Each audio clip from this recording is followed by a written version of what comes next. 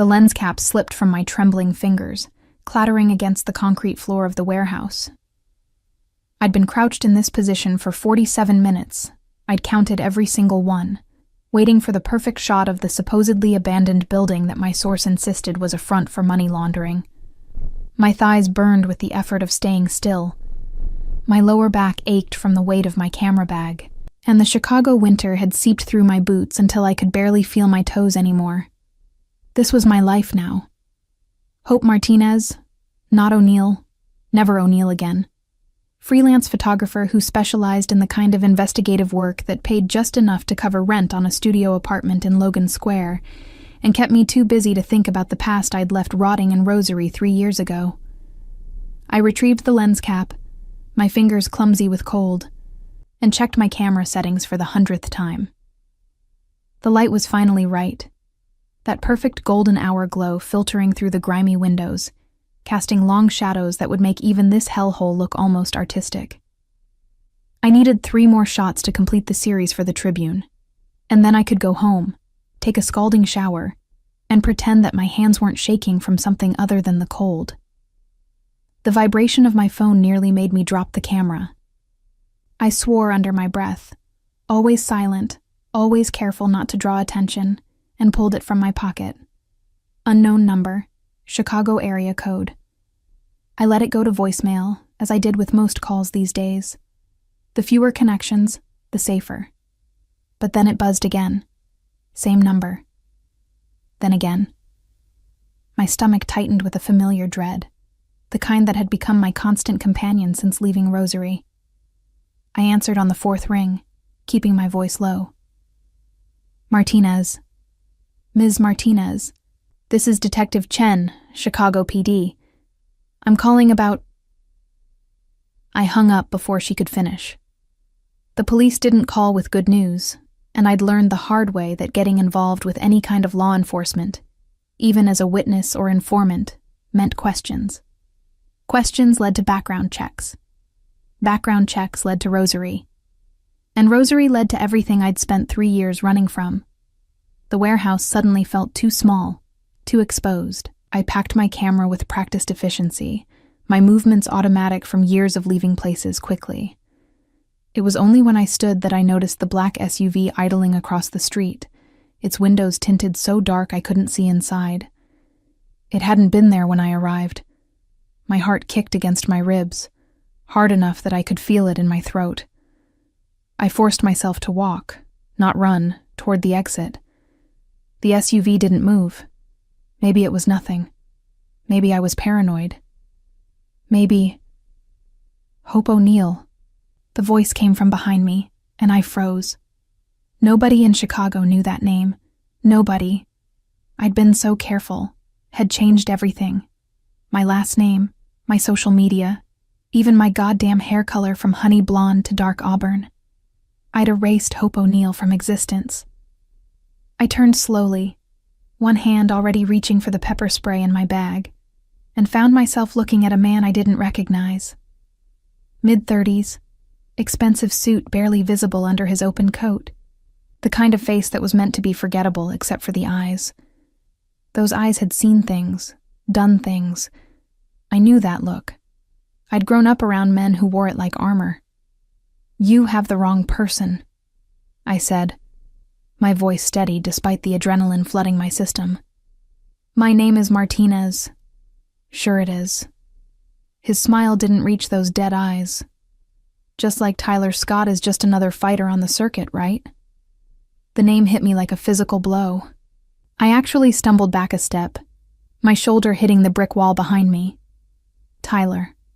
Tyler Scott. The boy I'd loved. The boy I'd destroyed. The boy who was supposed to stay buried in Rosary along with everything else. "I don't know anyone by that name." The lie tasted like ash in my mouth. "That's funny, because he sure as hell knows you." The man took a step closer, and I saw the outline of a gun under his jacket. "In fact, he's been looking for you for a while now, and Tyler Scott. When he wants to find someone, he finds them." My mind raced through possibilities, through escape routes, through the 9 different ways this conversation could end badly. What does he want? To talk. Another step closer. That's all. Just a conversation. And if I don't want to talk? His smile widened, and I saw the threat beneath it. I don't think you understand the situation, Ms. O'Neill. This isn't a request. Tyler doesn't make requests anymore. He makes arrangements. The words hung in the cold air between us, heavy with implication. I thought of the hope I used to be, the girl who'd been fearless, who'd climbed out of her bedroom window at night to meet Tyler in the old textile mill, who'd believed love could conquer anything. That girl was dead. She'd died 3 years ago on a blood-stained concrete floor, holding Tyler's broken body while her grandfather's men stood watch. But the woman I'd become? She knew how to survive. Where? The word came out stronger than I felt. The cage. Tomorrow night. 10 o'clock. Come alone, or don't come at all. He handed me a card. Plain white. Nothing but an address in Pilsen. And Ms. O'Neill? Tyler's not the same kid you left bleeding in Rosary. He's earned his crown. Don't make the mistake of thinking otherwise. He was gone before I could respond, disappearing into the SUV that pulled away so smoothly it might have been a ghost. I stood there in the gathering dusk, the card burning in my hand, and felt the carefully constructed walls of my new life beginning to crack. Tyler was here, in Chicago, looking for me. And he thought I'd left him to die. I made it back to my apartment on autopilot, my camera bag hitting the floor with a thud as I deadbolted the door behind me. The studio was barely bigger than my childhood bedroom had been, just a main room with a kitchenette, a bathroom, and a closet. But it was mine. Safe, anonymous. Or at least it had been until 5 minutes ago. I pulled out my laptop with shaking hands and did what I should have done the moment I left Rosary. I looked up Tyler Scott. The search results made my blood run cold. Tyler Chaos King Scott, undefeated underground fighter, 27 wins, 0 losses, wanted in 3 states for organizing illegal fighting rings, suspected ties to organized crime, last known location, Chicago, Illinois. The photos were worse than the headlines.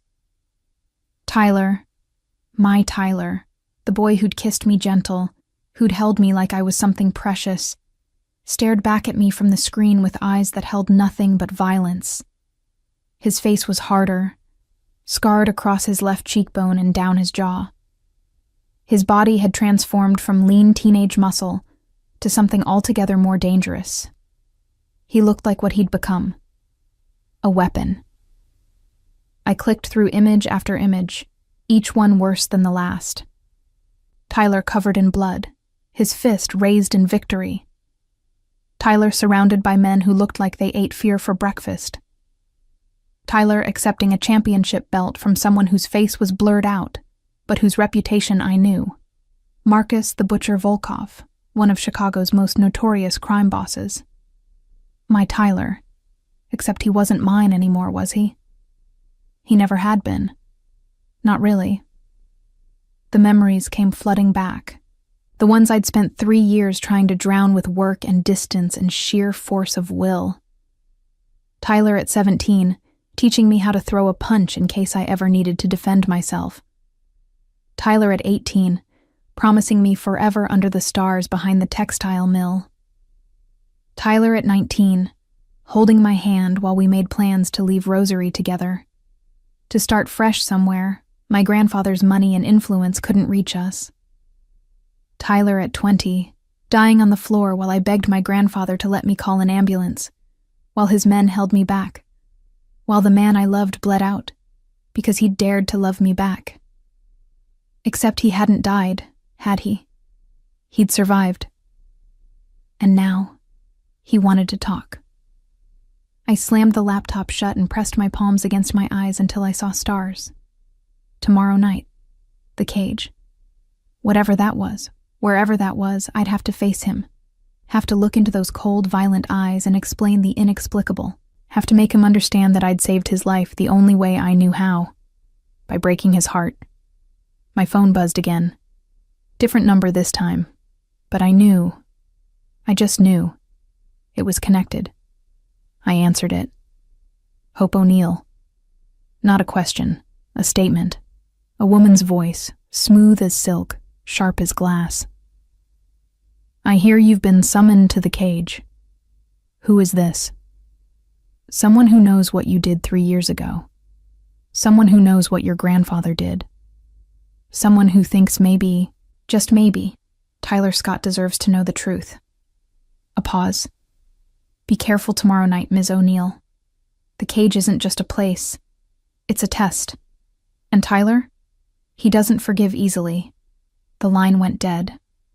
I sat there in my darkening apartment, surrounded by the photographs I'd taken of other people's secrets, other people's lies, other people's sins, and realized with perfect, terrible clarity that I'd been running toward this moment since the night I left Rosary.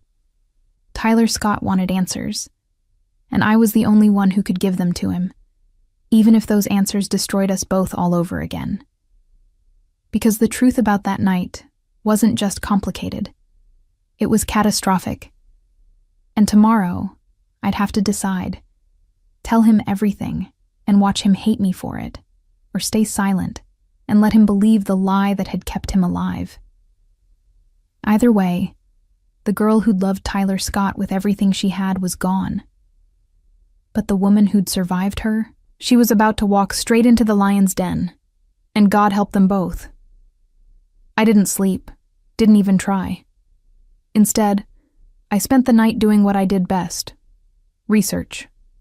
The cage turned out to be exactly what it sounded like: an underground fighting arena in Pilsen, operating out of what used to be a meatpacking plant. The kind of place where money changed hands faster than blood hit the floor, where the rules were simple and brutal, and where Tyler Scott had apparently built his kingdom. My laptop screen glowed in the darkness of my apartment, casting blue light across the wall of research I'd assembled over the past 6 hours. Fight records, news articles, police reports that never quite stuck, witness statements that mysteriously disappeared. Tyler had risen through the underground circuit like a man possessed, leaving broken bones and shattered reputations in his wake. But it was the timeline that made my stomach twist with guilt so sharp I could taste it. 3 months after that night in Rosary, Tyler's first recorded fight. No formal training, no backing, just raw fury and a death wish. He'd won, barely, but he'd won. Then he'd fought again, and again, and again. 27 fights in 3 years. Some lasting minutes, others ending in seconds. All of them brutal. All of them wins. I traced my finger across the scar on my wrist, the thin white line I'd gotten from the broken glass on the warehouse floor that night. Tyler had scars too now. I'd seen them in the photos. But his weren't from accidents. His were from a life spent fighting because fighting was the only thing he had left. Because I'd taken everything else. My phone buzzed at 6 a.m. Unknown number. Again. I was starting to collect them like terrible souvenirs. Ms. Martinez, this is Detective Chen again. I really need to speak with you about... I told you. I can't help you. I kept my voice flat. Professional. Give them nothing. It's about Tyler Scott. My finger hovered over the end call button. What about him? He's dangerous, Ms. Martinez. Or should I say, Ms. O'Neill. A pause, weighted with meaning. Yes, we know who you are. We've known for a while. We just didn't understand the connection until now. Ice flooded my veins. There is no connection. Really? Because our intelligence suggests otherwise. You grew up in Rosary together. You dated for, what was it, 2 years? And then suddenly he's nearly beaten to death and you disappear. 3 months later, he surfaces in the underground circuit, building an empire on violence. That's quite a coincidence. Life is full of coincidences, Detective. Not like this. Her voice hardened. Tyler Scott is a suspect in multiple felony assaults. He's connected to organized crime, illegal gambling, and suspected in at least 2 disappearances. Whatever hold he has over you, whatever history you share, it's not worth protecting him. I'm not protecting anyone.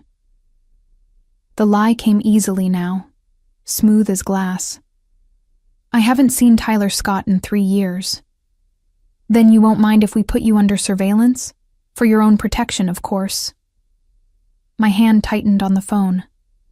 Am I being charged with something? Not yet. Then this conversation is over. Don't call this number again. I hung up before she could respond, but the damage was done. The police knew about Tyler and me. They knew about Rosary. And if they knew, then my carefully constructed anonymity was already compromised. I had maybe hours before this whole thing exploded in my face. The day crawled by with agonizing slowness. I tried to work, tried to edit the photos from yesterday's shoot, but my hands shook too badly to hold the mouse steady. Every car that passed on the street below made me jump. Every notification on my phone sent my pulse racing. At 4 p.m., a package arrived. No return address. Just my name, Hope O'Neill, written in block letters that made my skin crawl. Inside was a single photograph. It took me a moment to understand what I was seeing. The image was grainy, taken from a distance but clear enough. Me, 3 months ago, standing outside the Tribune building. The date stamp in the corner made my blood run cold. November 15th. 3 months ago. Tyler had known where I was for 3 months. He'd been watching me for 3 months. Beneath the photo was a note, handwritten in the same block letters. You've gotten good at hiding, Hope, but you were never good enough. See you tonight. T. I dropped the photo like it was burning me. Tyler hadn't just found me. He'd been studying me, learning my routines, my habits, my life. The thought of him watching me from the shadows, knowing where I lived, where I worked, made my apartment feel suddenly suffocating. I grabbed my phone and did something I hadn't done in 3 years. I called a number I'd memorized but never dared to use. It rang 4 times before a familiar voice answered. Well. Hope O'Neill. I was wondering when you'd call. Siobhan. The name came out rough, almost angry. My best friend from Rosary. The only person besides Tyler who'd known all my secrets. How did he find me? Hello to you too. I could hear the smile in her voice, that particular blend of amusement and accusation. 3 years of silence, and that's the first thing you say to me? Siobhan, please. A sigh. He's been looking for you since the day you left. Do you really think you could disappear without him eventually figuring it out? Tyler's not the same kid you knew, Hope. He's got resources now. Money. Connections. And he's got something else too. What? Motivation. The kind that comes from spending 3 years believing the love of your life betrayed him. The words hit like a punch to the gut. I didn't betray him. I saved him. Did you? Siobhan's voice went cold. Because from where I'm standing, it looks like you let your grandfather destroy him and then ran away to avoid watching the aftermath. You don't know what happened that night, don't I? I know Tyler ended up in the ICU with a fractured skull, broken ribs, and internal bleeding. I know you disappeared the same night and never looked back. I know your grandfather made it very clear that if Tyler ever came near you again, they'd finish what they started. A pause. What I don't know is why you didn't fight for him, Hope. Why you let them win. Because if I'd fought, Tyler would be dead. The words stuck in my throat, too heavy to voice. It's complicated. It always is with you. Siobhan's voice softened slightly. Look, I'm not calling to judge you. I'm calling to warn you. Tyler's coming for answers, and he won't accept half-truths. He's not going to stop until he understands why you left. And Hope? When he finds out the truth about that night, the whole truth, I don't know if love or hate will win. There's nothing left to win, I said quietly. We're different people now. Are you? Because from where I'm sitting, you both look like people running from the same ghost. She paused. Be careful tonight. The cage isn't just Tyler's kingdom. It's his jury and executioner. Don't give him a reason to condemn you. The line went dead, leaving me alone with the photograph and the weight of 3 years of secrets. At 9:15 p.m., I stood outside the cage, dressed in dark jeans, combat boots, and a leather jacket that had cost me a week's pay, but made me feel slightly less vulnerable. The building looked exactly as abandoned as it should, all broken windows and rusted metal siding. But the line of expensive cars parked along the street told a different story. This was where Chicago's underworld came to play. The man at the door, a different man than yesterday, but cut from the same cloth, looked me up and down with barely concealed disdain. Name: Hope O'Neill. Something flickered in his eyes. Recognition, maybe respect, maybe pity. He's waiting for you, 2nd floor. Follow the sound of the crowd. I didn't need to follow the sound. I could feel it, a low rumble that vibrated through the concrete walls, punctuated by roars that sounded almost inhuman. The smell hit me as I climbed the stairs. Sweat, blood, money, and desperation all mixed together into something that made my stomach turn. The 2nd floor opened into a massive space that must have once held conveyor belts and machinery. Now it held something else. A chain-link cage in the center, surrounded by bleachers filled with people who looked like they'd kill you for $1 and wouldn't lose sleep over it. And in the center of it all, in the cage, stood Tyler Scott. He was mid-fight, his opponent a mountain of a man who outweighed him by at least 50 pounds. But Tyler moved like water, like violence made fluid, every punch calculated, every dodge precise. I watched, frozen at the top of the stairs, as he systematically dismantled his opponent with a brutality that made my breath catch. This wasn't the Tyler I remembered. This was something else entirely. Something forged in pain and rage, and 3 years of believing the worst. The fight ended with Tyler's opponent on the ground, unconscious or dead. I couldn't tell from this distance. The crowd erupted in cheers, money changing hands, adrenaline thick in the air. And then, slowly, deliberately, Tyler turned his head and looked directly at me. Even from across the room, I could feel the weight of that gaze. All that hate, all that hurt, all that history. He stepped out of the cage, his handlers parting like the Red Sea, and began walking toward me. Each step was measured, controlled, a predator closing in on prey that had nowhere left to run. I forced myself to stand still, to not bolt like every instinct screamed at me to do. If I ran now, I'd never stop running. Tyler stopped 3 feet away, close enough that I could see the fresh blood on his knuckles, the old scars on his face, the cold calculation in eyes that used to look at me like I hung the moon. Hope O'Neill, he said, my name sounding like a curse in his mouth. 3 years, and you've barely changed. Still beautiful, still a liar. Tyler, don't. The word cracked like a whip. Don't say my name like you have any right to it. Don't stand there looking at me like you're the victim. We both know what you are. And what am I? I kept my voice steady despite the way my heart hammered against my ribs. His smile was all teeth, no warmth.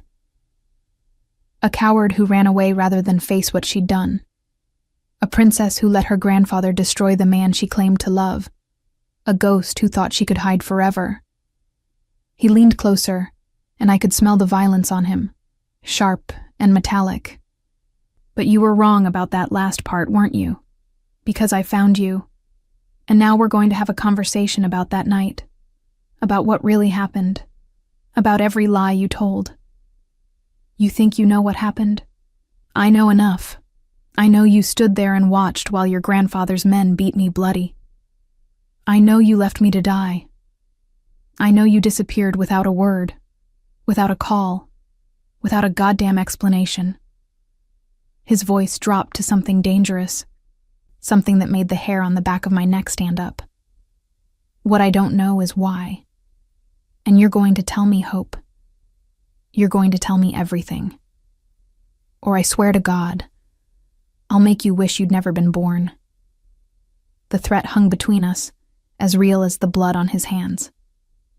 And if I refuse?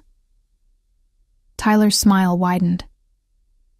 Then I'll make your new life as hell as you made mine.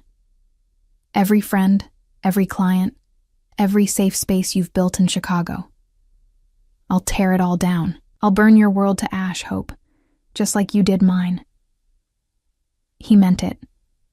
I could see it in his eyes, in the set of his jaw, in the way his fists clenched at his sides like he was barely restraining himself from putting them through a wall. Or through me. 1 hour, I said, surprised by how steady my voice came out. 1 hour to explain. And then you let me go. Oh, sweetheart.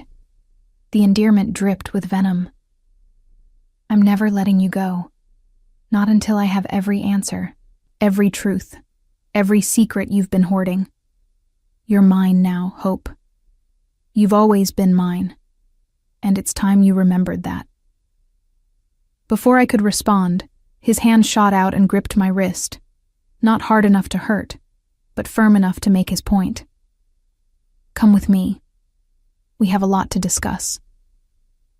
And as he led me through the crowd, past faces that looked at me with curiosity and hunger, toward a door marked Private, I realized with crystal clarity that this wasn't just a confrontation. This was a reckoning. And Tyler Scott didn't take prisoners. He took payment. The question was, what currency would he accept for 3 years of hell? And did I have enough to pay? The private office was exactly what I expected from Tyler's empire. Bare concrete walls, minimal furniture, and a desk that looked like it had survived wars. The only decoration was a punching bag in the corner, stained with what I desperately hoped was just sweat. Tyler released my wrist and moved to lean against the desk, arms crossed, studying me like I was a particularly interesting specimen under glass. His chest still heaved slightly from the fight, and I could see the definition of muscle through his blood-stained shirt. The boy I'd known had been lean and hungry. The man before me was something carved from violence. Sit. He gestured to a metal folding chair. I'll stand. It wasn't a request. Something dark flickered in his eyes. But then, you never were good at following orders, were you? That's what got us into this mess. I sat, if only to avoid the fight that was brewing in the air between us. What do you want to know? Everything. Tyler pushed off the desk and began to pace, a predator wearing a path in the cage. But let's start with the basics. Why that night? We were going to leave together. We had a plan. And then suddenly your grandfather's men show up at the mill, and you're with them. The memory crashed over me like a wave. The textile mill, abandoned for years, had been our place, where we'd stolen hours away from Rosary's judgment, where Tyler had promised me a future that didn't include my grandfather's money or his expectations, where I'd believed, for a brief and beautiful moment, that love was enough. I didn't bring them there, I said quietly. I never would have. Then how did they know? Tyler's voice rose. How did they know exactly where to find us? Exactly when we'd be there? Unless you told them, Hope. Unless you betrayed me. I didn't. The words stuck in my throat, 3 years of guilt choking them off. It's complicated. Complicated. He laughed, bitter and sharp. That's your explanation? 3 years of thinking you set me up, 3 years of hating you, 3 years of building myself into something that could never be hurt like that again. And all you can say is, it's complicated? I stood, unable to sit while he raged. You want the truth? Fine. My grandfather had us followed. Had probably been following us for months. waiting for the right moment to make his move. That night, he told me either I came with him quietly or you'd leave in a body bag. Tyler went still. Dangerously still. So you made a choice. I made the only choice I could. My voice broke, and I hated myself for it. I went with him. I thought if I cooperated, if I agreed to never see you again, he'd let you live. How noble. The words dripped with sarcasm. And the beating? Was that part of the deal too? I flinched. No. That was punishment. For corrupting me. For thinking he could touch what belonged to the O'Neill family. So they beat me until I couldn't stand, until I was choking on my own blood, until I was sure I was dying, and you just watched. I begged them to stop. The memory made bile rise in my throat.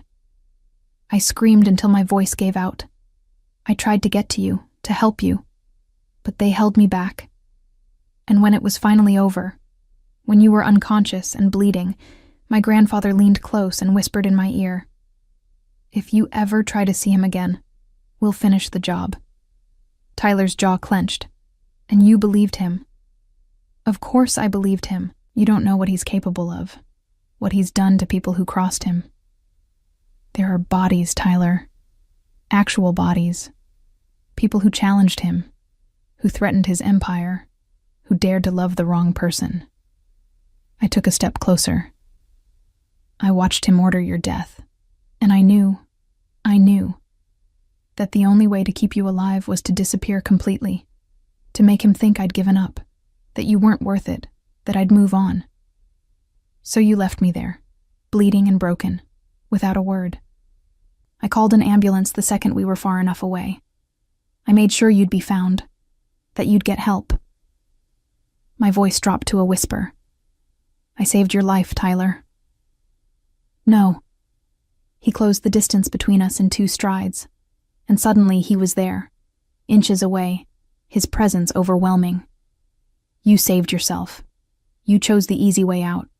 You let your grandfather control you like he's controlled everything else in your miserable, privileged life. The slap came before I could think, my palm connecting with his cheek with a crack that echoed in the small room. We both froze, shocked. Tyler's hand came up to his face, touching the red mark blooming there, and for a moment, just a moment, I saw the boy I'd loved underneath the violence. The boy who'd taught me to be brave. The boy who'd promised me the world. You think I wanted that life? My voice shook with 3 years of suppressed rage. You think I enjoyed being Hope O'Neill? Perfect granddaughter, heir to blood money and corruption? I hated it, Tyler. I hated every second of being who I was supposed to be.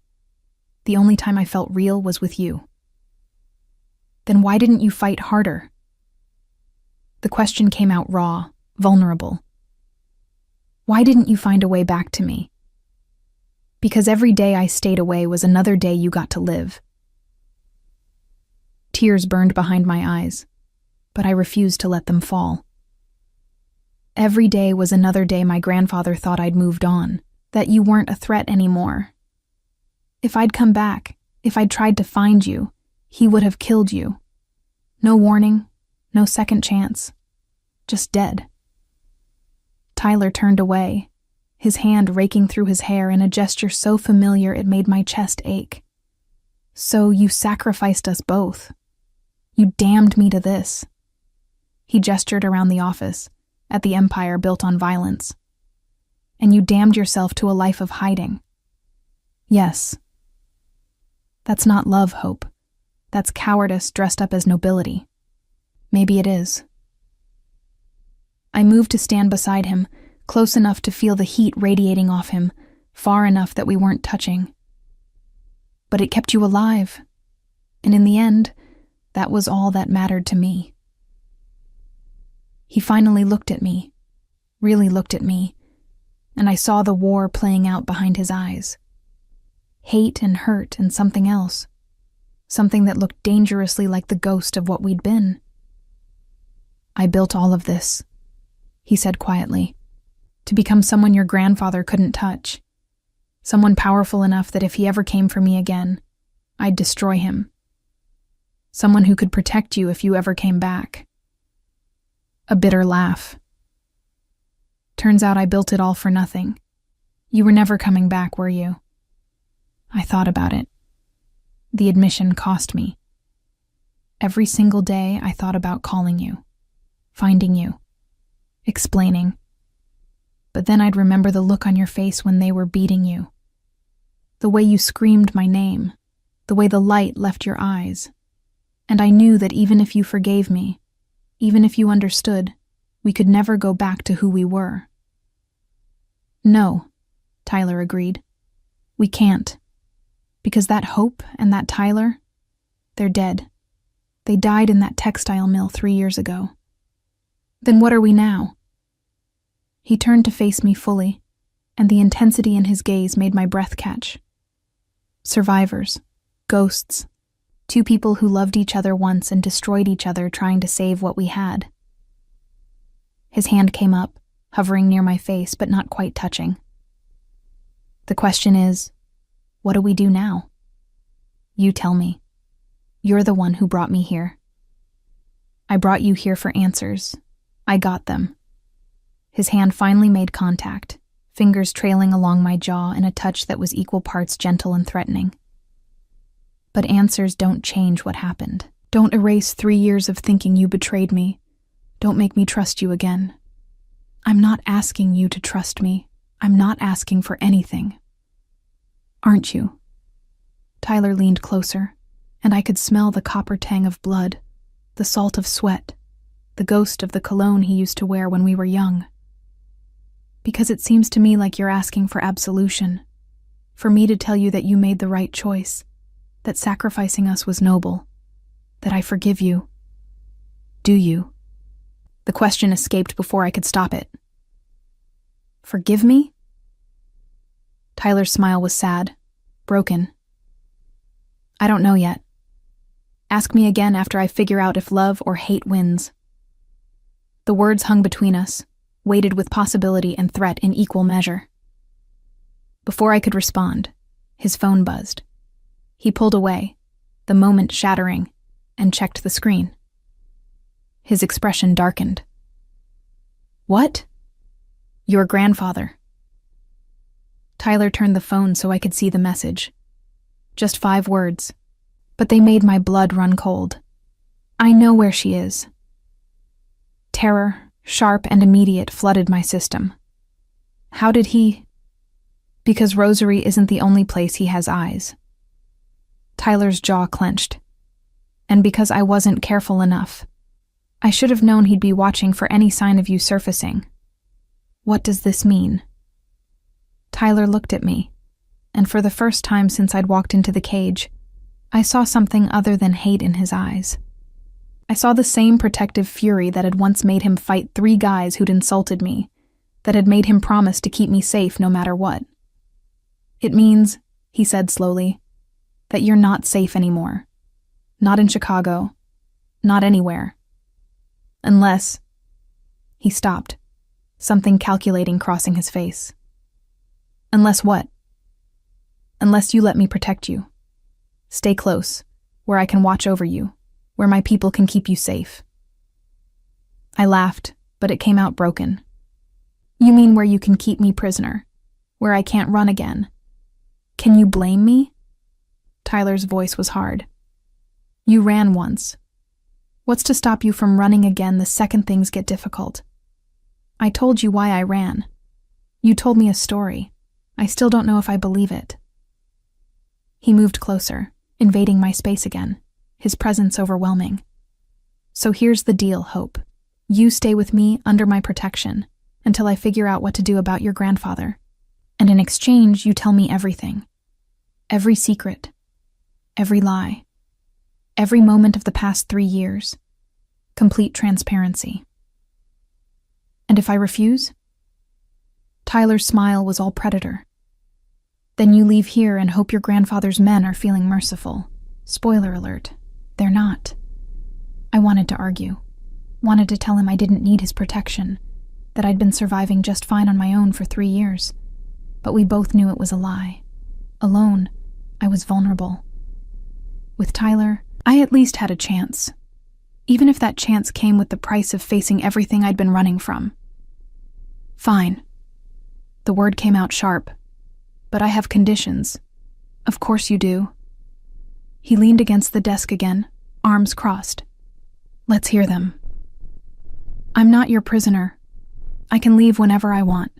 Denied. You leave when I say you can leave. Tyler, next condition. I gritted my teeth. I get my own space, my own room. You don't get to control every aspect of my life. Granted, though I'll be installing security measures.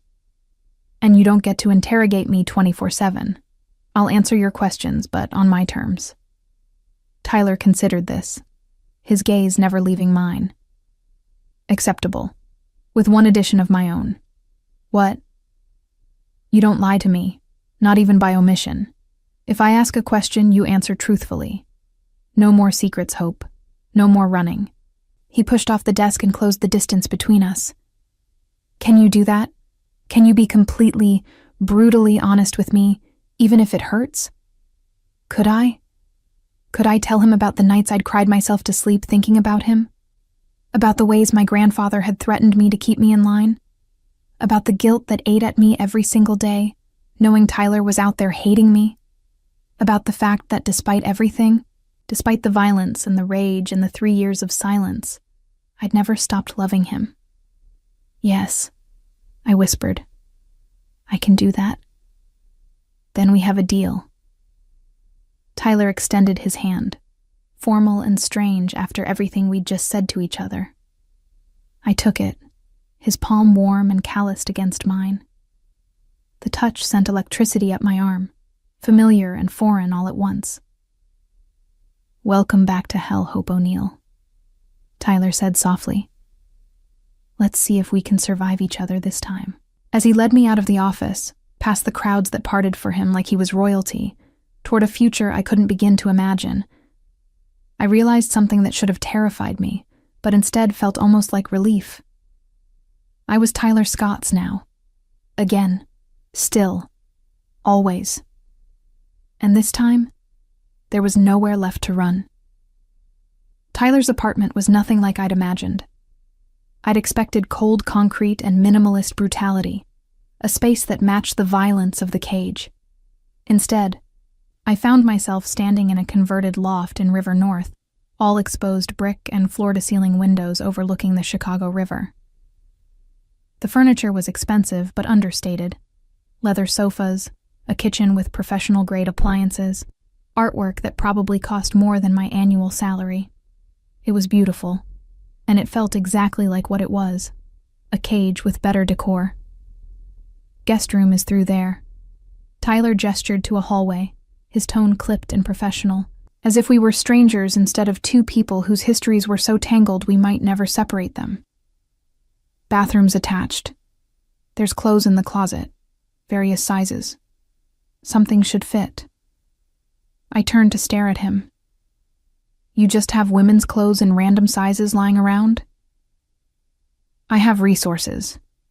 He shrugged, moving to the kitchen and pulling out a bottle of whiskey. When I decided to find you, I prepared for multiple scenarios.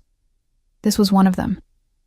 The casualness with which he admitted to planning for my return, or my capture, more accurately, should have terrified me.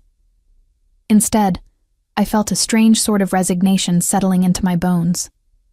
Tyler had spent 3 years building himself into someone who could control everything around him.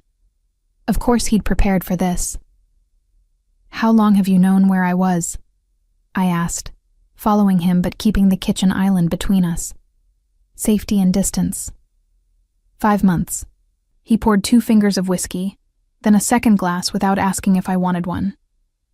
Took me 2.5 years to track you down. You covered your trail well. New name, new identity, cash-only transactions for the first year. Smart. But not smart enough. Nobody's that smart. He slid 1 glass across the counter toward me. I have people everywhere, Hope. In the DMV, in banks, in police departments. Someone eventually slips. Someone always does. I didn't touch the whiskey. 5 months. You've been watching me for 5 months and only now decided to make contact? I needed to be sure. Of what? Tyler's eyes met mine over his glass. That you weren't bait. That your grandfather hadn't planted you in Chicago, waiting for me to surface. That you were really trying to hide from him and not from me. The implication stung. You thought I was working with him? I thought a lot of things. He drank, the movement smooth and practiced. Most of them dark, some of them true. But I watched you, Hope. I watched you work yourself to exhaustion for pennies. I watched you jump at shadows. I watched you look over your shoulder every time you left your apartment. His voice softened, just slightly. And I started to wonder if maybe you'd been telling the truth about that night. Something twisted in my chest, painful and hot. But you still don't believe me. I believe pieces of it. Tyler set down his glass with deliberate care. I believe your grandfather threatened me. I believe you were scared. What I don't believe is that running was the only option. What I don't believe is that you couldn't have found another way. There was no other way. There's always another way. His voice hardened. You just weren't brave enough to find it.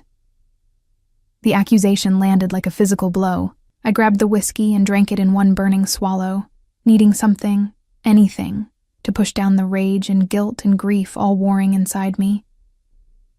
You don't get to judge me for the choices I made to keep you alive. Don't I? Tyler moved around the island, closing the distance between us with that predatory grace I was starting to recognize. You made those choices without consulting me, without giving me a say in my own life. You decided what I could handle, what I deserved to know, and then you left me to figure it out alone. Because you would have done something stupid and gotten yourself killed. Maybe. He was close enough now that I could see the flecks of gold in his gray eyes, could smell the whiskey on his breath. Or maybe I would have found a way to protect us both. But we'll never know, will we? Because you didn't trust me enough to try. The truth of it hit me like a sledgehammer. He was right. I'd made every decision based on fear. Fear of my grandfather, fear of what he'd do, fear of losing Tyler. But in trying to save him, I'd taken away his agency, his choice, his right to fight for us. I'm sorry. The words came out broken. I'm sorry I didn't trust you. I'm sorry I ran. I'm sorry for everything. Tyler studied me for a long moment, his expression unreadable. Then he did something unexpected. He reached up and touched my face, his calloused fingers gentle against my cheek. I don't want your apologies, Hope. I want the truth. All of it. Starting with why your grandfather is contacting me now, 3 years later. The touch sent electricity through my system, familiar and dangerous. I forced myself to step back, breaking the contact. I don't know. I haven't had any contact with him since I left Rosary. But you know him better than anyone. What's he playing at? I moved to the windows, needing distance to think clearly. The Chicago River glittered below, dark and serpentine. My grandfather doesn't do anything without a reason. If he's reaching out to you now, it means something's changed. Something that makes me valuable again. Like what? I wrapped my arms around myself, suddenly cold despite the heated apartment. I don't know, but whatever it is, it's not good. For either of us. Tyler's phone buzzed. He checked it, his expression darkening. Speaking of not good. He turned the screen toward me. It was a photo. Me, walking into my apartment building 2 weeks ago. The angle suggested it had been taken from a car across the street. Below the image was a message. Beautiful granddaughter you have, O'Neill. Would be a shame if something happened to her. We should talk. MV. Who's MV? I asked, though something about the initials made my stomach clench with recognition. Marcus Volkov. Tyler's jaw tightened. The butcher. Chicago's most charming sociopath and my current employer.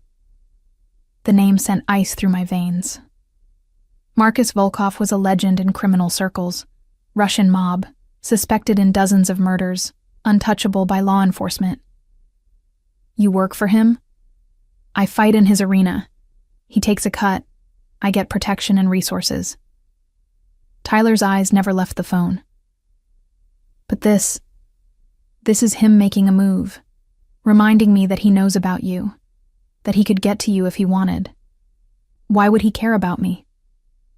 Because he knows what you mean to me. Tyler finally looked up, and the raw vulnerability in his gaze made my breath catch. Or what you used to mean to me. And in his world, that makes you leverage. The realization settled over me like a shroud. I've put you in danger. Just by existing, just by being found, I've made you vulnerable. No. Tyler crossed to me, his movements deliberate. Your grandfather made me vulnerable the night he tried to kill me. Volkov is just capitalizing on it. But here's the thing, Hope. I'm not the same kid who got beaten bloody in a textile mill. I've got power now, resources, men who'd kill for me. But not enough to protect against Volkov and my grandfather working together. Not alone, no. He leaned against the window frame beside me, close, but not touching. Which is why we need to be smart about this. Why you need to stay here, where I can keep eyes on you 24/7. You mean where you can control me. Control, protect. In this case, they're the same thing. Tyler's voice was firm. I'm not letting anyone touch you, Hope. Not Volkov, not your grandfather, not anyone. Whatever else is broken between us, that much hasn't changed. I wanted to argue, wanted to insist I could take care of myself, but we both knew it was a lie. Alone, I was a target. With Tyler, I at least had a fighting chance. What are the rules? I asked finally.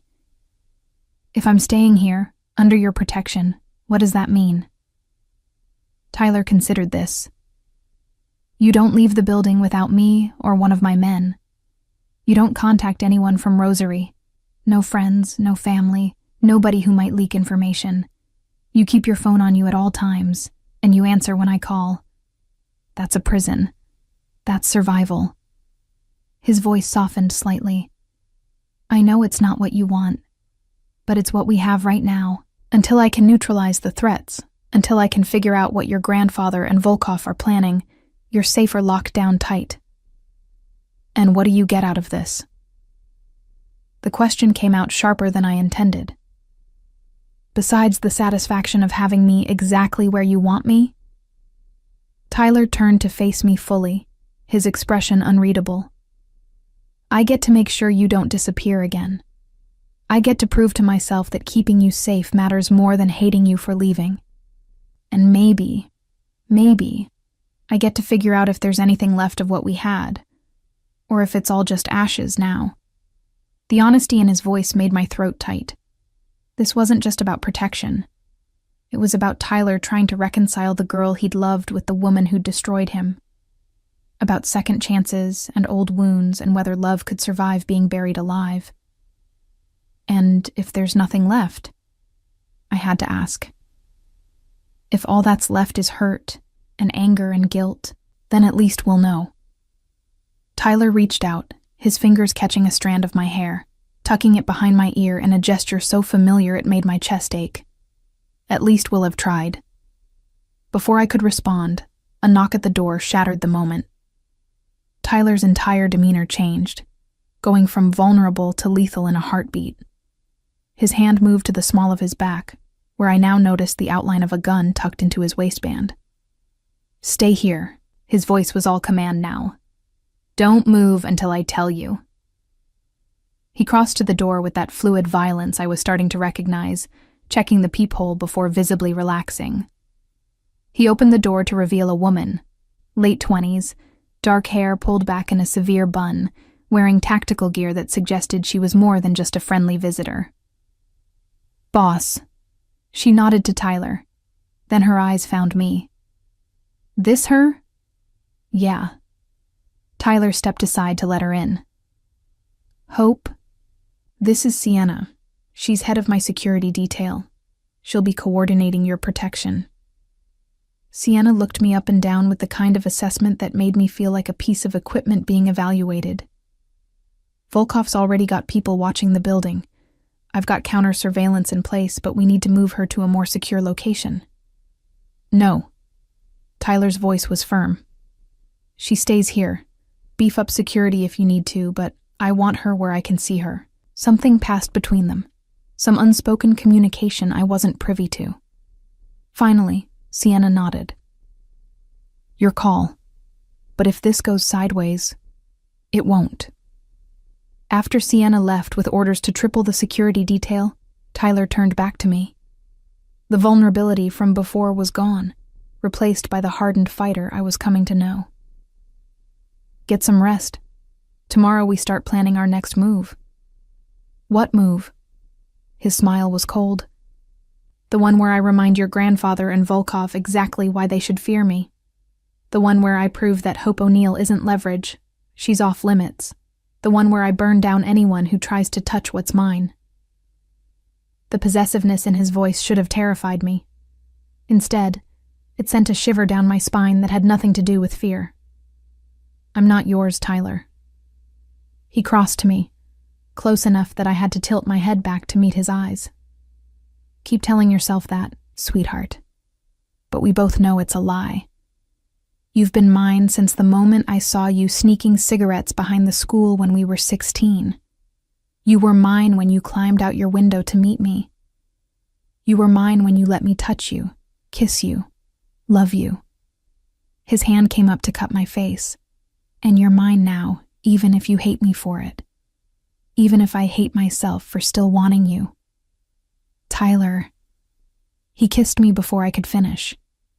Not gentle, not tentative, but hard and desperate and full of 3 years of rage and longing. I should have pushed him away. Should have reminded him that we were broken, that too much had happened, that some wounds don't heal. Instead, I kissed him back. It was like falling into fire, hot and dangerous and impossible to escape. His hands tangled in my hair, his body pressing mine against the window, and for just a moment, we weren't the people we'd become. We were Hope and Tyler, 2 kids from Rosary who'd loved each other stupid and paid the price. Tyler pulled away first, his breathing ragged, his eyes dark with desire and something more complicated. "That was a mistake." "Probably." My voice was steadier than I felt. "It can't happen again." "No, not until I figure out if I forgive you." "I understand." We stood there, inches apart, both of us breathing hard, both of us lying through our teeth. Because that kiss hadn't been a mistake. It had been inevitable, and it would definitely happen again. Tyler stepped back, running a hand through his hair in frustration. "Your room is through there. Lock the door if you want. Not that it'll keep me out if I decide to come in." "You wouldn't. Don't test me, Hope. You might not like what you find."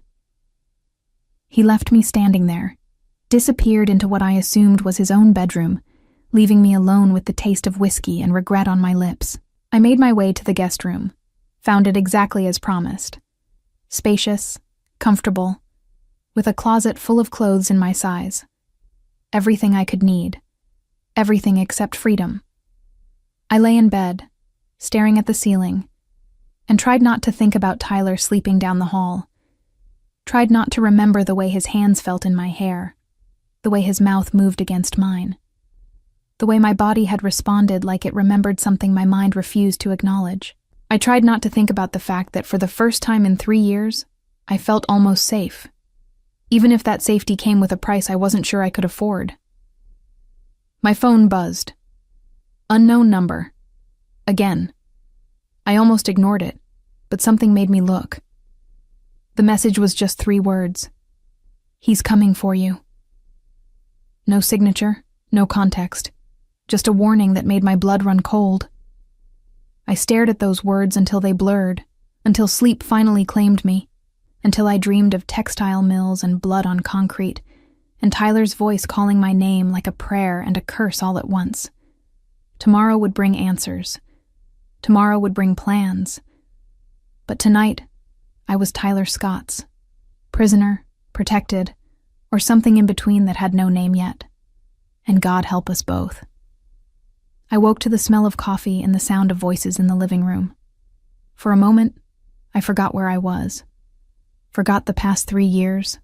Forgot Chicago. Forgot everything except the muscle memory of waking up safe. Then reality crashed back, and I remembered. Tyler. Protection.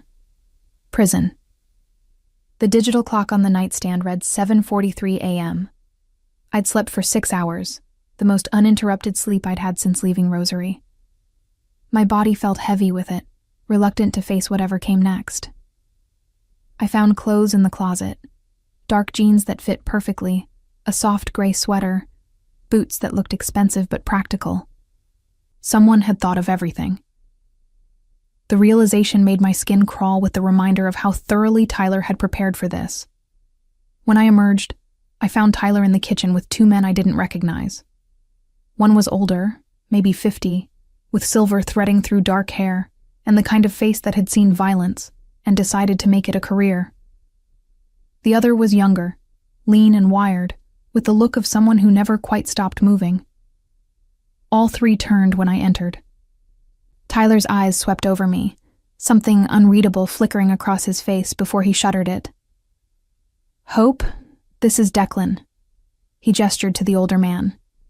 He handles my business interests, and that's Connor, my second at the cage. Declan extended a hand, his grip firm but not aggressive. Ms. O'Neill, I've heard a great deal about you. Nothing good, I'm sure. His smile was slight. Nothing simple, certainly, but Tyler's business is his own. Connor just nodded, his eyes sharp and assessing. I got the distinct impression he was cataloging my weaknesses, figuring out how quickly he could take me down if necessary. It should have scared me.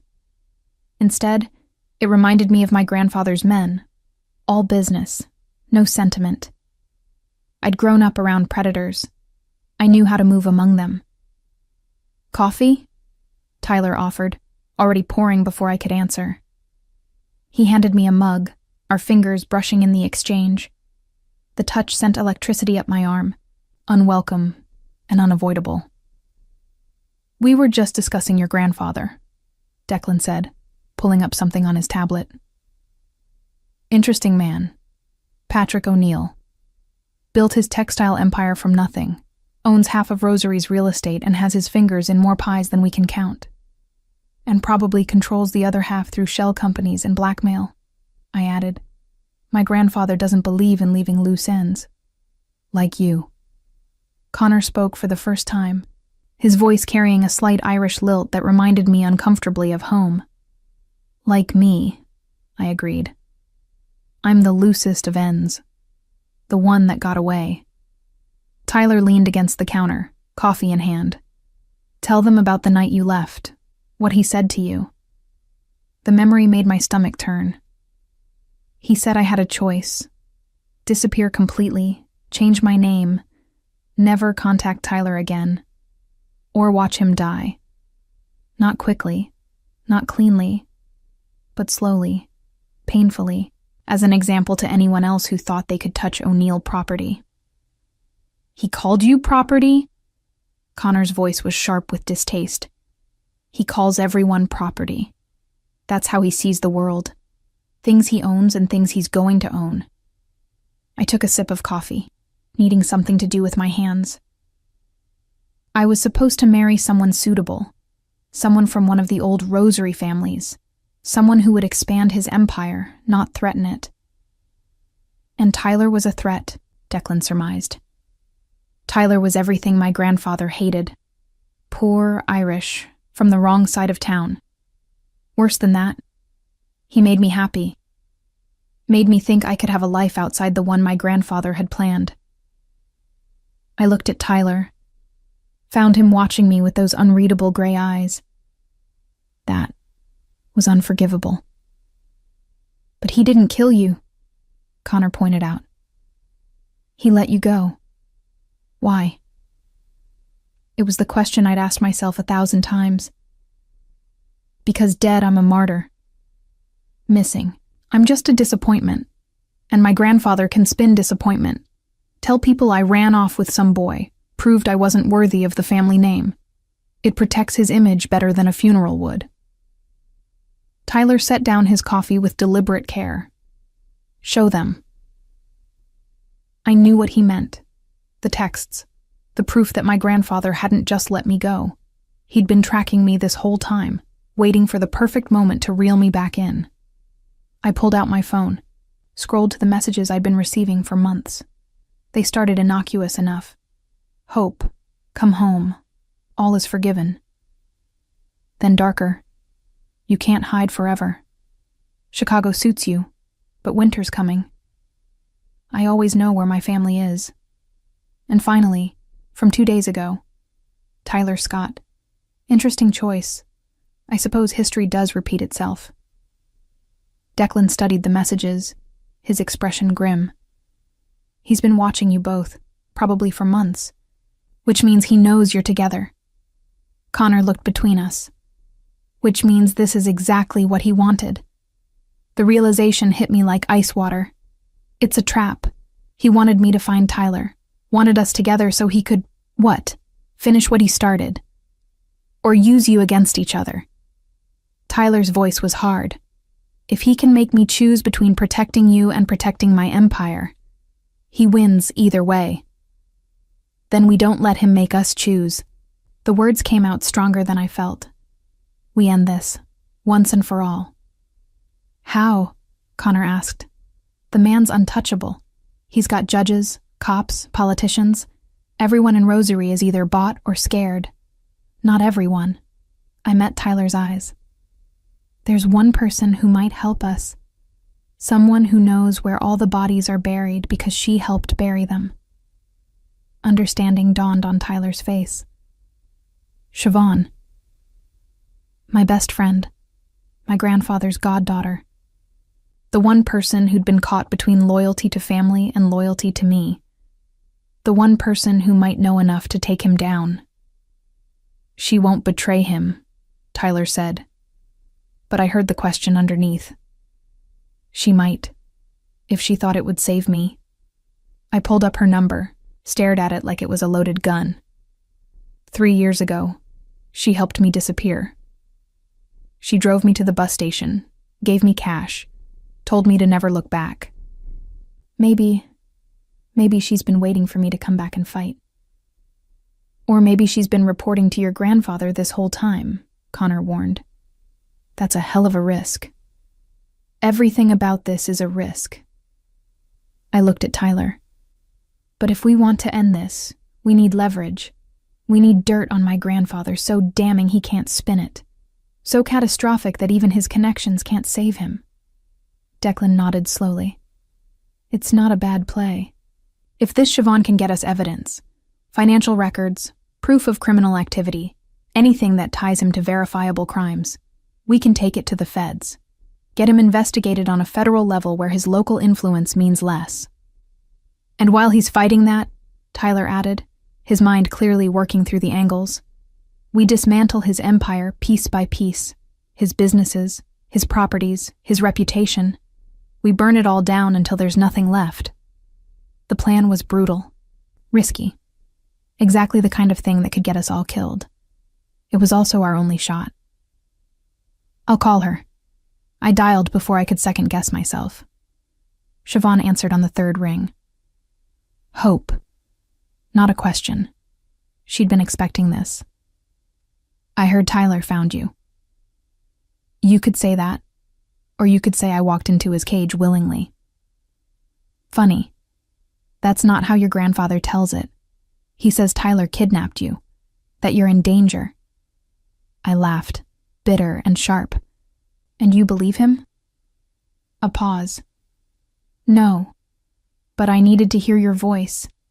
Needed to know you're okay. I'm not okay, Siobhan. I won't be okay until he can't hurt us anymore. And I need your help to make that happen.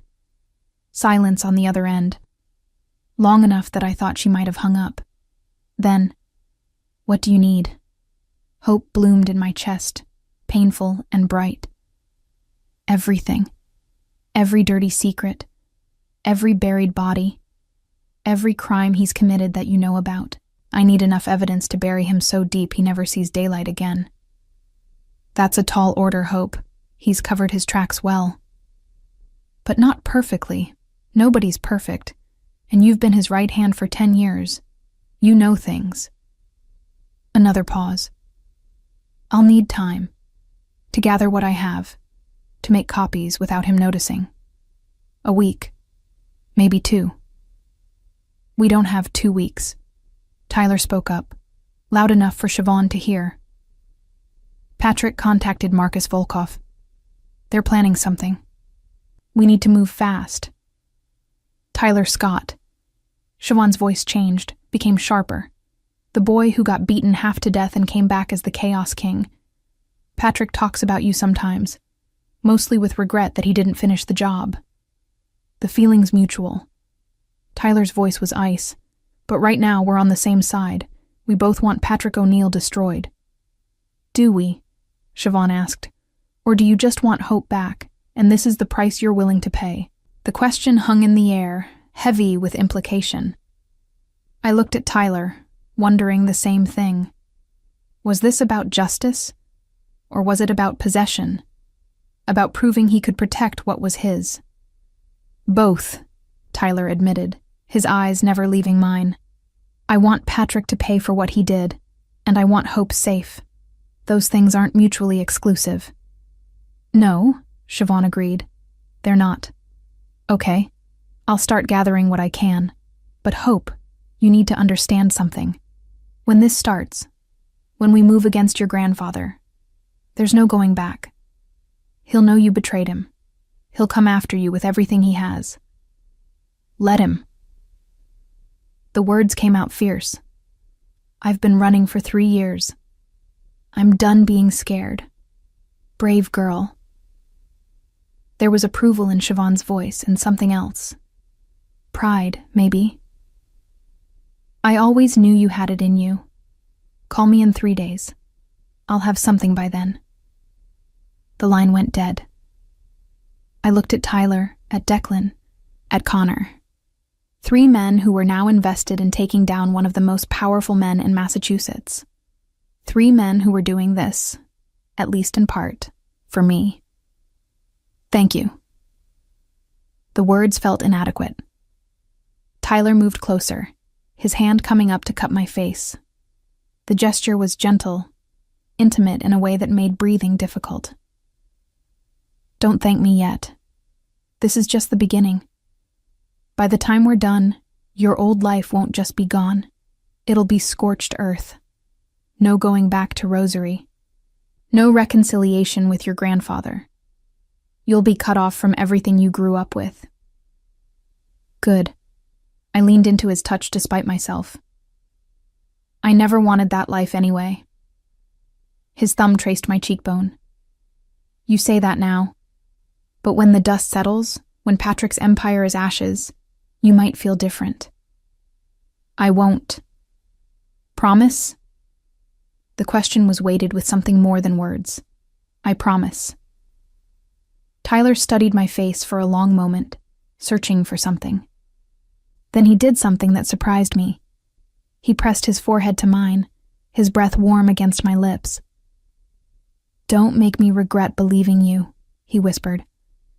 I can't survive being wrong about you twice. Before I could respond, his phone rang. He pulled away, checked the screen, and every muscle in his body went tense. It's Volkov. The room went silent. Tyler answered on speaker. Tyler, my boy. Marcus Volkov's voice was smooth, cultured, with just a hint of a Russian accent. I hear you've acquired something valuable. Or should I say someone? I don't know what you're talking about. Don't insult my intelligence. Hope O'Neill, Patrick's wayward granddaughter, the girl who ran away from home and broke your heart. A pause. I must say, I admire your dedication. 3 years of looking for her. That's true love, or true obsession. Sometimes it's hard to tell the difference. Tyler's jaw clenched. What do you want, Marcus? What I always want. Opportunity. See, Patrick contacted me with a proposition. He wants his granddaughter back, wants to have a conversation with her about family loyalty, and he's willing to pay handsomely for her safe return. My blood ran cold. Tyler's eyes found mine, dark with barely controlled rage. She's not for sale. Everything's for sale, Tyler. Even loyalty. Even love. Volkov's voice hardened. But I'm a reasonable man. Instead of taking Patrick's offer, I'm giving you a chance to make a counteroffer. What's Hope O'Neill worth to you? The question hung in the air, poisonous.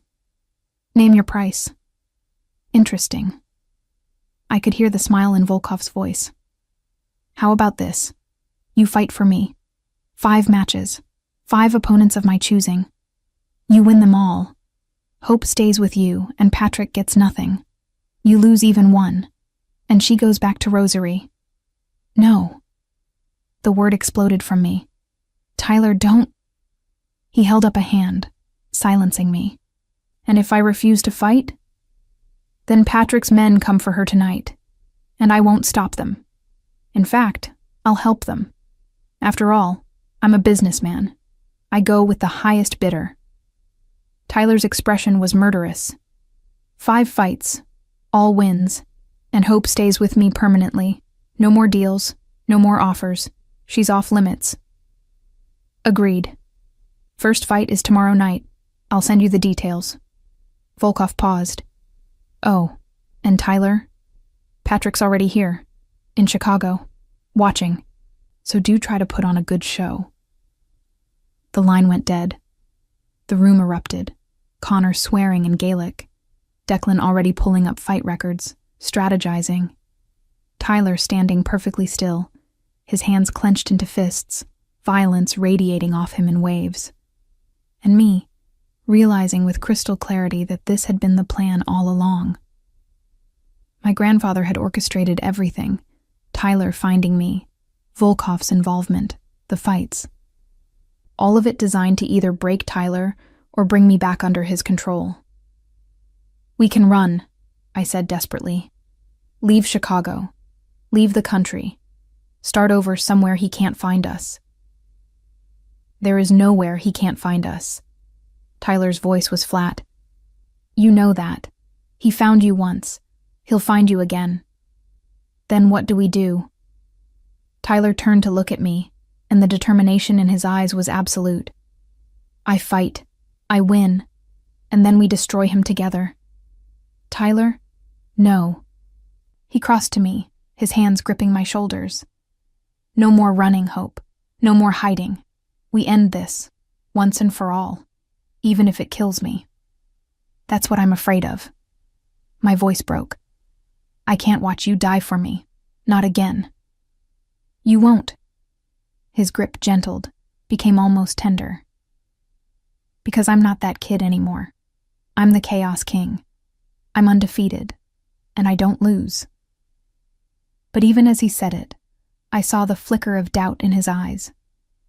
Because 5 fights in quick succession, against opponents Volkov would choose specifically to break him, those were suicide odds, and we both knew it. My grandfather was betting that Tyler's love for me, or his hate, it didn't really matter which, would make him vulnerable, would make him reckless. And standing there, with Tyler's hands on my shoulders and his gray eyes full of determination and desperation, I realized something terrible. My grandfather might be right. The first fight came 24 hours later. Not enough time to prepare, not enough time to strategize, barely enough time to breathe. That was the point. Volkov wanted Tyler exhausted, rattled, vulnerable. He wanted him to break. I stood at the edge of the cage, pressed against the chain-link fence, watching Tyler warm up. His body moved with lethal precision. Jab, cross, hook, uppercut. Each punch a promise of violence. But I could see the tension in his shoulders, the way his jaw clenched between combinations. He was scared. Not of the fight, of losing me. He's going to get himself killed. Sienna appeared beside me, her expression grim. Volkov's first opponent is Sergei Volkov, Marcus's nephew, ex-Spetsnaz, killed 3 men in the ring before they banned him from sanctioned fights. My stomach turned. Tyler can beat him. Maybe, if he's lucky, if he doesn't make mistakes. She turned to look at me. But you're a distraction, Hope, and distractions get people killed in that cage. Then what am I supposed to do? Leave. That's exactly what you're supposed to do. The voice came from behind me. I spun to find my grandfather standing there, flanked by 2 of his men. Patrick O'Neill looked exactly as I remembered. Silver hair, perfectly styled. Custom suit worth more than most people's cars. Eyes cold as winter. Come home, Hope. End this before Tyler gets hurt. You mean before he beats your pet monster? I kept my voice steady despite the fear coursing through me. Because that's what this is really about, isn't it? You can't stand that Tyler survived, that he became something you couldn't control. I can control everything. Patrick stepped closer, and I forced myself not to retreat. Including you. You think Tyler Scott can protect you? He's 1 fight away from the hospital, maybe the morgue. All because you're too stubborn to accept your place. My place? Rage flooded through me, hot and cleansing. My place is wherever I choose it to be. Not in Rosary, not under your control. Never again. Patrick's smile was thin, cruel. We'll see. Tyler has 4 more fights after this one, and each one gets harder. Each one pushes him closer to breaking. How long do you think his love can sustain him, Hope? How long before he realizes you're not worth dying for? The words hit like physical blows. Before I could respond, the bell rang. Tyler's first fight was starting. Sergei Volkov was a monster. 6'5", 250 pounds of muscle and bad intentions. He moved like something prehistoric, all power and rage. The crowd roared as he entered the cage, bloodlust thick in the air.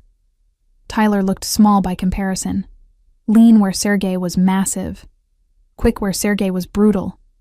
But I'd seen Tyler fight before, knew what he was capable of when everything was on the line. The fight started with Sergei charging forward like a bull. Tyler sidestepped, landing a quick combination to the ribs. Fast, precise. But Sergei barely flinched. He swung a haymaker that would have decapitated Tyler if it had connected. Tyler ducked, came up with an uppercut that snapped Sergei's head back. Blood. First blood. The crowd went wild, but Sergei just smiled. What followed was 3 rounds of the most brutal violence I'd ever witnessed. Sergei was a wrecking ball, each punch capable of ending the fight. Tyler was lightning, darting in and out, landing shots, avoiding the worst. But avoiding wasn't enough. He needed a knockout. Needed to prove he could still win when everything mattered. In the 3rd round, Tyler took a hit. A glancing blow to the temple that sent him staggering. Sergei smelled blood, pressed forward. The crowd was screaming. My grandfather was smiling. And Tyler. Tyler looked at me through the chain-link fence, our eyes meeting across the chaos. I saw the question there. Is this worth it? Are you worth it? I nodded. Once. Firm. Tyler's expression hardened.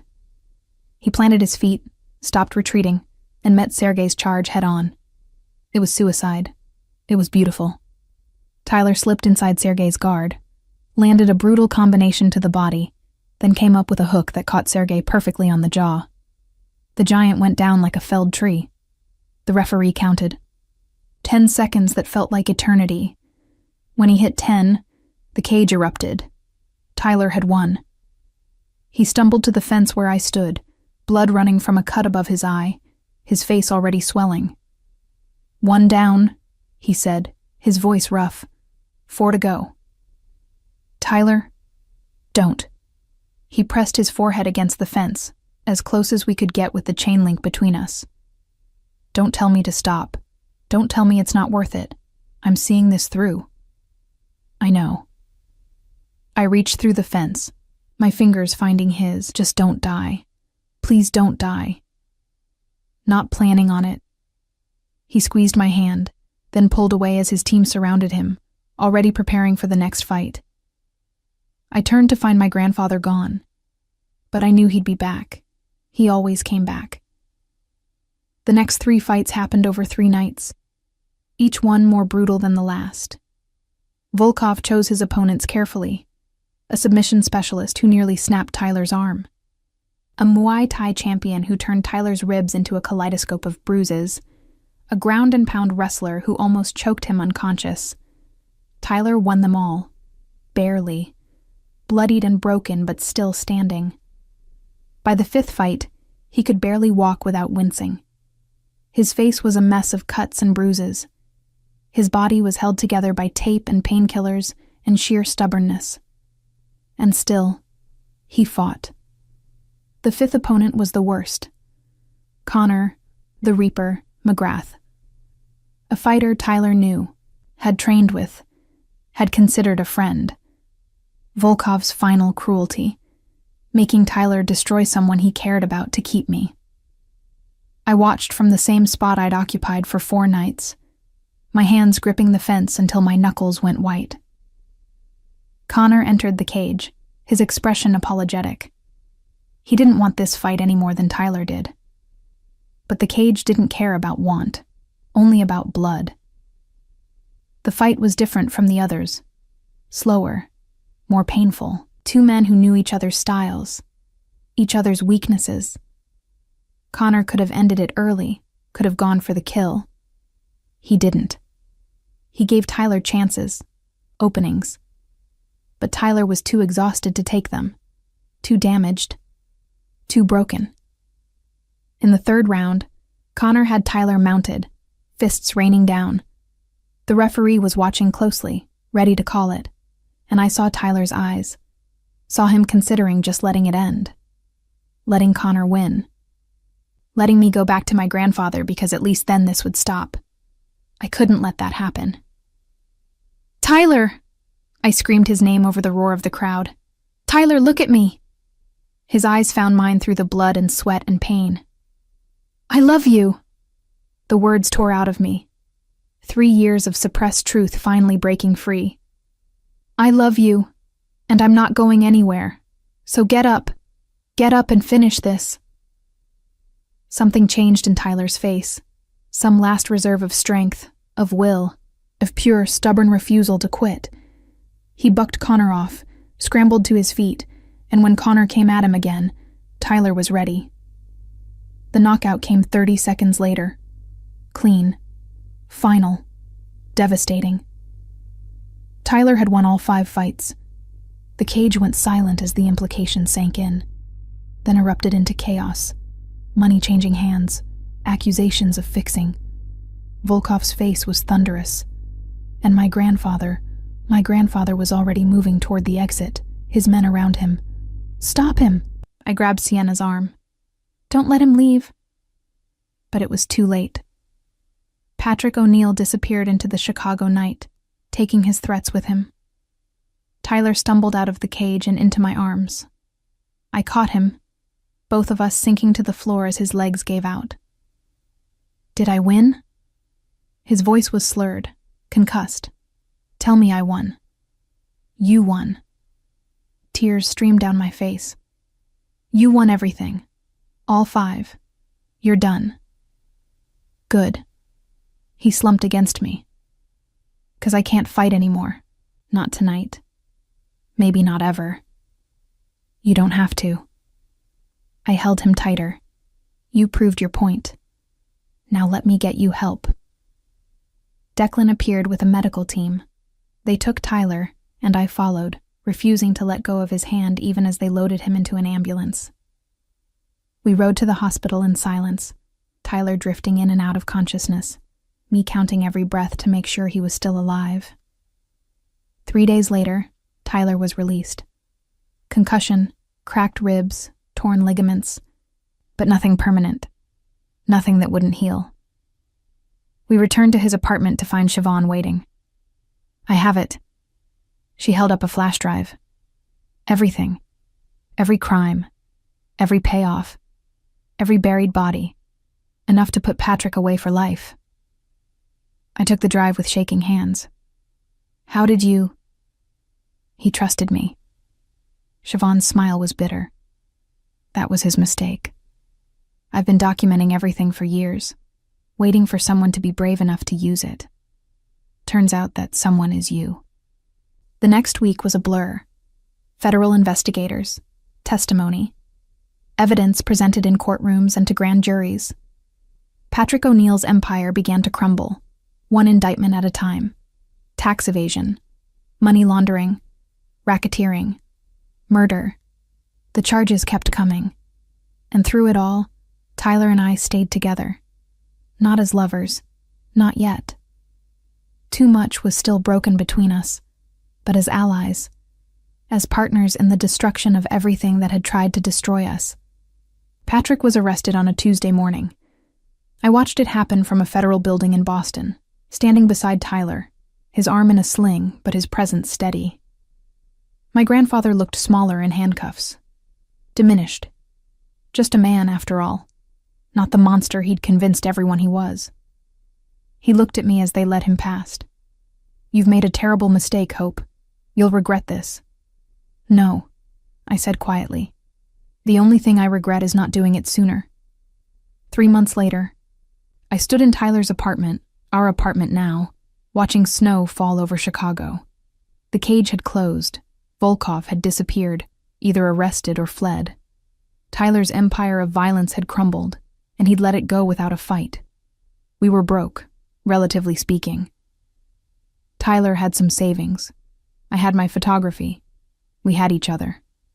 It was enough. "You're thinking too loud." Tyler came up behind me, wrapping his arms around my waist. The physical therapy had worked. His ribs had healed. The bruises had faded. But the scars remained. Visible and invisible both. "I'm thinking about the future." I leaned back against him. "About what we do now. Now we live." His breath was warm against my neck. "We figure out who we are when we're not running or fighting or surviving. We try to build something real. And if we can't, then we try anyway." He turned me to face him, his hands cupping my face. "I meant what I said in that cage, Hope. I love you. I never stopped. But I don't know if that's enough. If love can survive everything we've put it through. Then we find out." I rose on my toes, pressing my lips to his. The kiss was gentle, tentative, nothing like the desperate claiming from before. This was a question, not a demand. A beginning, not an ending. When we pulled apart, Tyler smiled. Really smiled. The first genuine smile I'd seen from him since I'd walked into the cage all those weeks ago. "Okay," he said simply. "Let's find out." And so we did. Day by day. Mistake by mistake. Slowly learning how to love each other without the pressure of survival, without the weight of violence, without anything except the choice to keep choosing each other. It wasn't easy. Some days were harder than others. Some nights I woke up screaming from nightmares of textile mills and blood. Some nights Tyler couldn't sleep at all, his body remembering the cage even when his mind tried to forget. But we survived each other. Again. Still. Always. Because the king of chaos had learned that some debts could only be paid with truth, and the girl who'd run away had finally learned to stand her ground. Together, we were stronger than we'd ever been apart. And that would have to be enough.